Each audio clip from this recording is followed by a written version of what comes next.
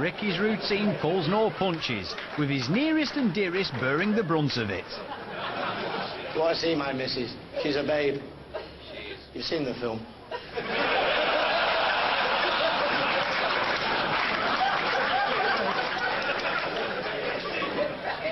If my dad was stood on this stage here now and you could see him properly, the first thing that will go through your head is how on God's earth has this man produced a world boxing champion?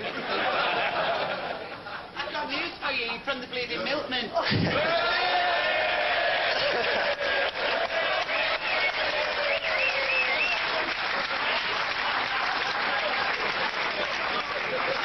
If he was up on here now, he's about 4'10".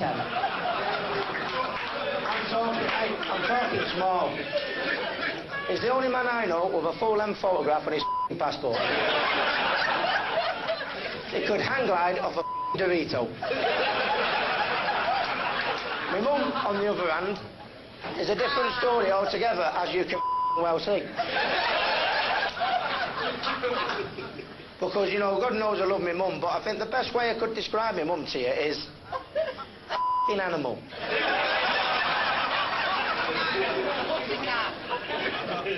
Her Rice Krispies in the morning don't go snap crackling on pop, they go shh, come in. Well, she tries to support me the best she can, but I think after all these years, you know, she still doesn't quite grasp what boxing's all about. She still doesn't quite get it. I mean, she thought sugar diabetes was a Welsh flyweight, you know. I've had a great career, and next fight, May 24th, City of Manchester Stadium, and as much as I've done in my career, I ain't quite finished yet, and I'll do you proud May 24th. Thank you for listening. And all the laughter raised £8,000 for charity. In part 3, we witness Ricky's gruelling training regime. We join Ray and Carol at home and meet two of his harshest critics, his nans. Say hi, the Spice Girls. Are you not too old to have a punch?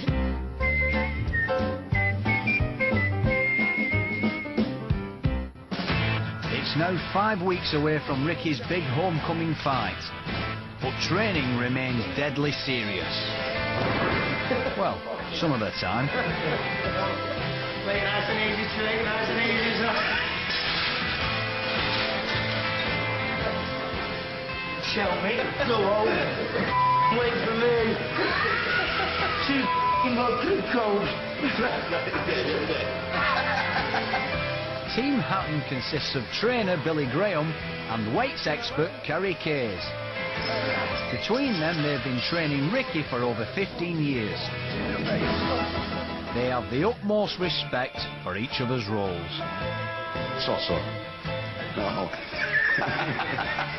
No, he does a different job than me, but it's equally as important as mine. He's absolutely awesome. I'm going to go home tonight, do my run, come home and have a big giant wank. Well, I'm glad one of them as well. And you know the sperm bank down the road in Hyde? Yeah. Paying out money now for sperm. When I think of some of the amount of money that slipped through my fingers over the year.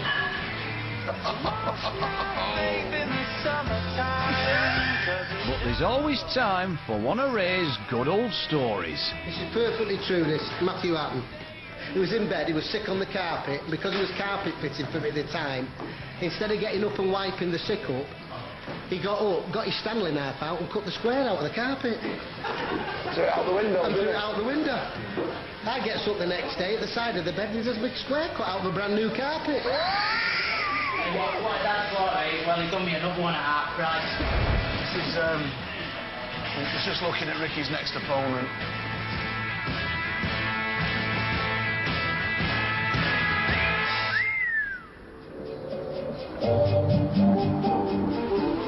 It's early evening.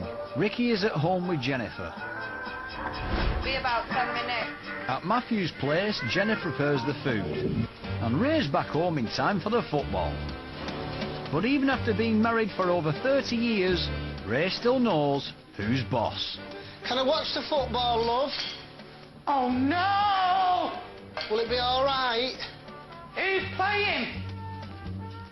Even if you only let me watch up to half-time, I'll be grateful. Who's playing? There's only one boss in this house. And when you've seen the size of my husband, you know I am the boss. Ray? Pardon? Who's playing? Arsenal and Liverpool. You don't even bloody support Arsenal. Or Liverpool. I love football. It's been a very male-dominated household, you know. If football's on when the lads were at home, we watched the football, and then if boxing was on, we watched the boxing. If rugby was on, it was watch the rugby. Don't feel sorry for me now. It's too bloody late. Yeah, but the thing is, it has, hasn't it? You've done very, very well, because it has been a very male-dominated household, hasn't it, when it comes to things like that? That's right, isn't it, though? Yeah. Ray secured a rare victory. Getting Carol to concede to anything just isn't that easy. Oh, offside. And she still fights a corner. The first 38 years are the worst. A marital bout that's lasted many rounds, and no doubt there will be many more to come. You know you've got bigger butts than me. You do with the bra.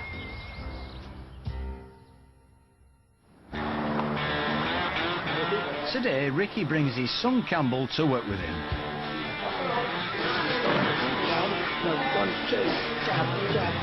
7-year-old Campbell already has his own specially made boxing gloves. Has his dad mapped out his future already? You're going to be a world champion.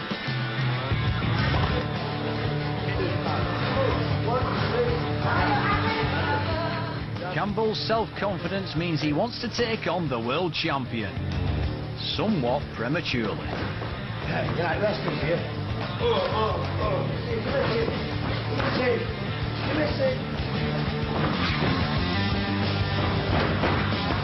But Carol is more protective about her grandson's future boxing career.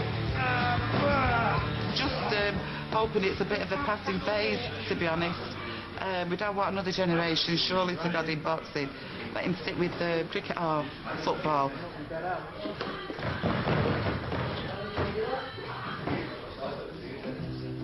Ray's taking ages to leave. Ray! Carol's getting impatient. I'm going to ring him on his phone and tell him if he doesn't come out soon. And the boss does not like waiting. Where's he gone? What time is it, do you know? Oh, Carol. Oh! 1 minute, I've just got to tell you a quick time. No. Oh. No. Please. Have you had enough of boxing? I've had it since 20 to 8 this morning.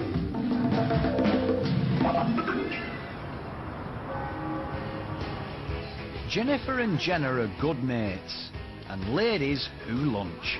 I went to school with Matt and Mick, primary school, then I went to secondary school with Jenna. Sure you got alright. We lived like 2 minutes from where we grew up, and with 2 brothers. Sounds very incestuous, doesn't it? And they know all the intimate details about living with the 2 brothers. I think it's a bit of a myth in boxing, don't you? Yeah.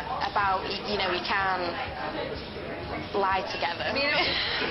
Before the Obviously, like the night before the fight and the night before the weigh-in, Matthew, and I'm sure Rick as well, would want to conserve their energy for the fight. But at the same time, you know, you couldn't go weeks and weeks because you'd be agitated. Both girls see a dramatic change in their loved ones when they enter the ring. When you see them in the ring, you kind of don't recognise it when you see that look on the face. Jennifer remembers the awful final moment of Ricky's last defeat. As soon as he went down, the doctor jumps in and the team jumps in and you can't see. You couldn't actually see that he got back up. And she knows just how important Ricky's next challenge will be. Rick would rather die than lose this fight. If he loses this fight, as much as I hate to say this, it'll be coming out there in a body bag. He will not lose this fight. As the fight draws near, Manchester awaits the biggest boxing event the nation has ever staged. When he's not busy training, Ricky takes every opportunity to be with his son Campbell. Once a week he takes him to the local school for football training. All about being a parent is putting yourself out in little things like this. I try and do as much with him as possible, and great, I love it. Love seeing him enjoy himself. With 2 Hattons already professional boxers, Ricky's keen for Campbell to stay clear of the ring.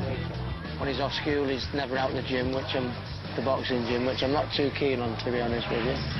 Nice to see him off the computer for a change, I suppose.